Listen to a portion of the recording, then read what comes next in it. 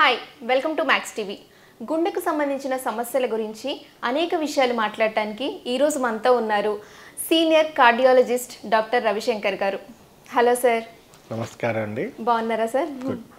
So sir, ఇప్పుడు సెలబ్రిటీస్లో చూసుకుంటే పునీత్ రాజ్ కుమార్ ఇలా అంటే వాళ్ళు సెలబ్రిటీస్లో వాళ్ళు ఫిజికల్ ఫిట్నెస్ మెయింటైన్ చేస్తారు అండ్ ఫుడ్ డైట్ కూడా కరెక్ట్గా ప్రాపర్గా తీసుకుంటారు. సో ఇలాంటి వాళ్ళకి సెలబ్రిటీస్లో హార్ట్ స్ట్రోక్ రావడానికి రీజన్ ఏమై ఉంటుంది అంటారు సార్? మంచి క్వశ్చన్ అండి. ఇప్పుడు ఓన్లీ సెలబ్రిటీసే కాదు, ఫిజికల్ ఫిట్నెస్ ఇవాళ రేపు చాలామంది చేస్తుంటారు. ఓన్లీ మీడియా పీపుల్ ఓన్లీ ఒకటో ఇద్దరు సెలబ్రిటీస్కే వాళ్ళు హైలైట్ చేశారు, కానీ tip of the iceberg celebrities, కానీ లోపల ఎక్కువ. సో ఒకటి గమనించాలి ఏంటంటే, జిమ్ వెళ్తే హార్ట్కి రిస్కా కాదా?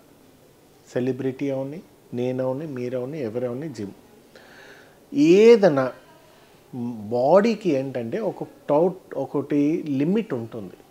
ఆ లిమిట్ క్రాస్ చేసి అవుతే బాడీ డ్యామేజ్ అవుతుంది. ఓకే. సో ఒక చేతిలో మేము 30 కిలోస్ మేము ఎత్తగలం, కానీ కంటిన్యూస్గా 50-100 కిలోస్ ఒకసారి ఎత్తిస్తాం అంటే అవ్వదు. బాడీ ఎప్పుడు మాకి నార్మల్గా అది అడాప్టబిలిటీ అవ్వదు. అట్లా కాదు. అంటే ఒక మనిషి సడన్గా మేము వెయిట్ రిడక్షన్ చేసిస్తామా, లేకపోతే మేము సడన్గా మేము ఫిజికలీ ఫిట్నెస్ అయిపోతామా? బాడీకి అవ్వదు.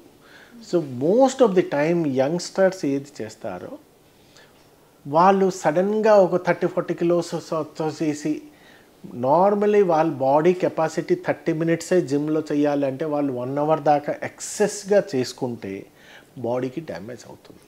Anything excess is bad. ఇప్పుడు నిమ్మకాయ ఎక్కువ పిండిస్తే చేదు వచ్చేస్తుంది కదా. బాడీకి కూడా ఒక లిమిట్ ఉంటుంది.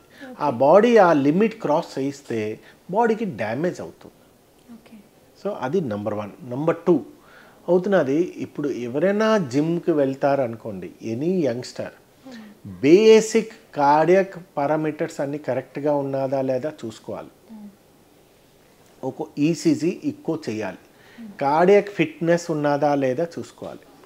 నెంబర్ 3, ఇప్పుడు మెయిన్లీ ఏది జిమ్కి వెళ్తారో ఎక్సెస్ వల్ల హార్ట్లో ఓన్లీ హార్ట్ అటాకే కాదు, దెర్ ఆర్ మల్టిపుల్ రీజన్స్ ఉన్నది. ఒకటే అవుతున్నది, మెయిన్లీ హార్ట్ అటాక్ వల్ల ఏది ప్రాణం పోతున్నదో, హార్ట్ అటాక్ కాదు, హార్ట్ వల్ల ఏదో జిమ్ వాళ్ళకి ఈజ్ హెచ్ఓసిఎం అంటారు, హైపర్ట్రోఫీ కార్డియోమయోపతి. దానివల్ల ఏంటవుతుందంటే హార్ట్ మసల్ ముందు నుంచే బాగా దళసర పడిపోతుంది. దానివల్ల సడన్గా హార్ట్ రేట్ 300 దాకా వస్తుంది. అది బాడీ హార్ట్కి కోపప్ లేకుండా సడన్ కార్డియాక్ అరెస్ట్ అయిపోతారు. అది ఈజ్ నాట్ హార్ట్ అటాక్. ఇది most of the time football players Avani, cricket players Avani, even జిమ్కి ఎక్సెసివ్ వాళ్ళు జిమ్ చేసిన వల్ల హెచ్ఓసిఎం. ఇది ఫ్యామిలియల్ హిస్టరీ. అందుకే ఎవరైనా జిమ్ వెళ్తున్నారంటే ఈసీజీ ఒకసారి చేయించుకొని ఫిట్గా ఉన్నది అంటే జిమ్ జాయిన్ చేయాలి.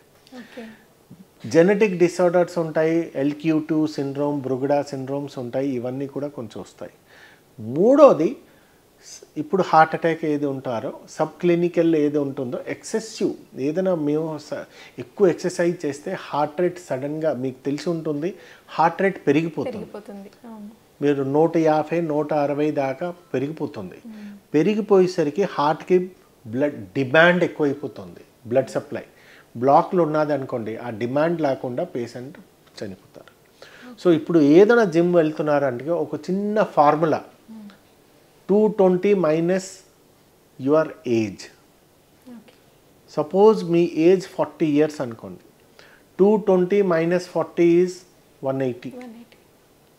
దాంట్లో 85% ఏదో సరే అంటే 170 కంటే మీ హార్ట్ రేట్ ఎక్కువ అవ్వకూడదు ఎట్ట పరిస్థితుల్లో.